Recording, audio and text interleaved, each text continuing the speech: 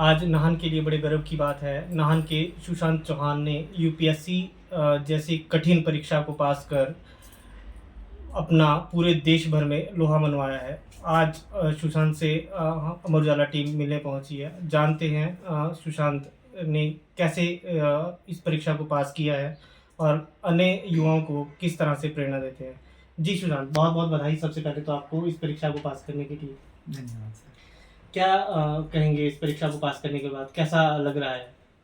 Sir यही feel आ रही है कि जो हमारा हार्ड वर्क रहा है, जो भी हमने डिसिप्लिन रखा है आज तक का, वो सारा वर्थ इट हुआ है। जो भी स्लीपलेस नाइट रही है प्रिपरेशन को लेके, वो आज वर्थ इट लग रही है। सो बहुत अच्छा फ़ील हुआ है। कैसा सहयोग मम्मी पापा और स्कूल का रहा है और कहाँ से आपकी एजुकेशन रही है?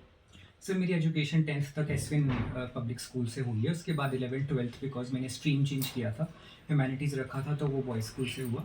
उसके बाद ग्रेजुएशन मेरी BA honours political science Hindu college जो यूनिवर्सिटी ऑफ दिल्ली से हुई थी। पेरेंट्स का सर बहुत सपोर्ट रहा है बिकॉज़ जब भी लो फेज़ आता था, सेल्फ डाउट आता था, तो ऐसे में पेरेंट्स का वो खुद में हमारे अंदर विश्वास रखना, सर दैट प्रोवाइडेड बूस्ट। तो उसके लिए मैं बहुत ग्रेटफुल हूँ उनके लिए। जैसे एसवीएन स्कूल से आपने जो मैट्रिक की है, एसवीएन स्कूल से आपने स्टार्टिंग आपकी एजुकेशन हुई है, तो एसवीएन स्कूल में कैसा रहा है आपको तैयारी के लिए और शुरू से क्या मोटिवेशन मिलता रहा है? जी सर, मुझे लगता है कि फाउंडेशन जो होता है वो हमारा स्कूल क्रिएट करता है सर। सो एसवीएन स्कूल से मेरा बहुत सॉलिड फाउंडेशन क्रिएट हो गया था। उसके अलावा सर हमें जो डिफरेंट एक्टिविटीज़ जो करिकुलर एक्टिविटीज़ होती है उसमें पार्टिसिपेट करने का मौका मिलता था। क्योंकि मुझे लगता है सर यूपीएससी जैसे एग्ज़ाम में हमारी जो पर्सनैलिटी होनी चाहिए वो मल्टी डायमेंशनल होनी चाहिए।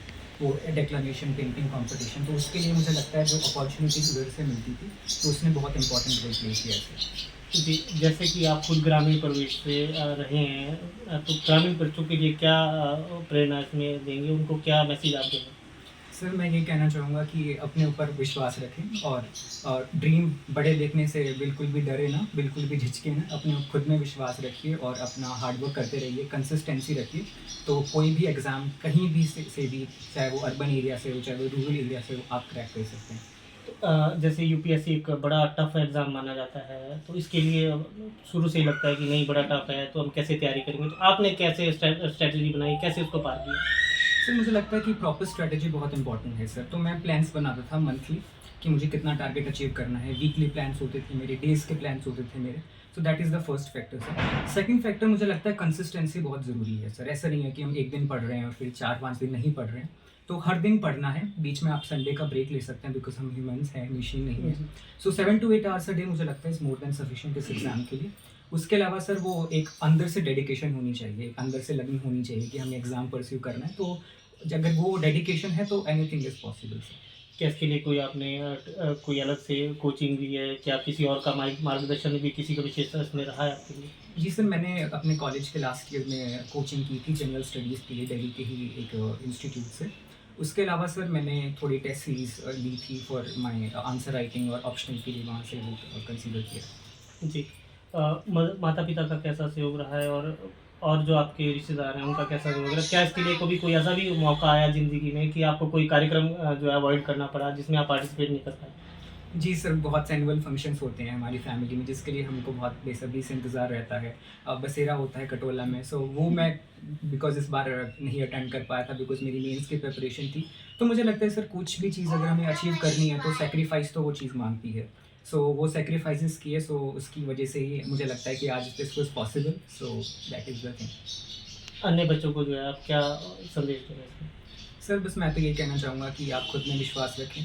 आप अगर कुछ परस्यू करना चाहते हैं तो सबसे पहले वो पर्पस जान लीजिए कि आपको क्यों वो चीज़ परस्यू करनी है। क्योंकि अगर आपके पास पर्पस है, वो व्हाय है, वो लगन है, वो डेडिकेशन है, तो एनीथिंग इज़ पॉसिबल। बहुत-बहुत धन्यवाद आपका। हाज़िर किया है सर। कैसा लग रहा है सर और क्या संदेश देंगे सर? बस तो बड़ी ऊंचाइयों पे आज बहुत बड़े बड़े पदवी पे बैठे हैं। ये सुन के कि हमारा बच्चा यूपीएससी क्रैक कर गया, बहुत खुशी की बात है और गर्व है हमें इस पे। बहुत बहुत प्राउड है कि भाई कैसे आपने जो है बच्चे को शुरुआत से जो तैयारी करवाई है, बच्चे को स्कूलिंग कराई सर? एक बड़ा माँ-बाप का सपना रहता है कि बच्चा हमारा बड़ा ऑफ़िसर बनेगा। कैसे उसको तैयार किया सर शुरू से? ये आज्ञाकारी रहा है। मतलब जैसे मैंने गाइड किया कि कंपटीशंस की मुझे काफ़ी मतलब नॉलेज रही है, पहले पढ़ा है मैंने काफ़ी। तो जैसे मैंने गाइड किया कि कहाँ ज़्यादा बेनिफिट है, तो फिर उसको लगा कि हाँ पापा यहाँ मिली ज़्यादा बेनिफिट है। अब फिर 9th क्लास में ये था, तो उस वक्त जब टीना डाबी ने टॉप किया था, तो उससे इसको बड़ी प्रेरणा मिली कि भाई मैं अभी IAS बनूंगा और UPSC क्रैक करूंगा। और तब से इसने कंटिन्यू लगा रहा बस, और लगन से।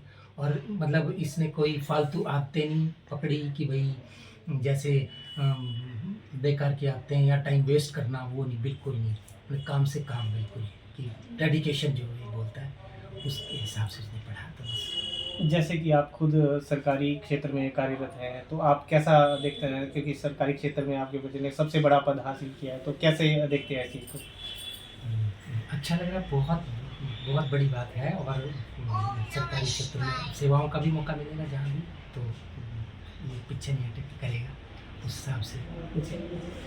मैडम, आपसे जानना चाहेंगे, एक माँ का बड़ा रोल रहता है बच्चे को बढ़ाने में, उसको छोटे से लेकर बड़ा करने में, तो कैसा देखते हैं बच्चे की इस अचीवमेंट को?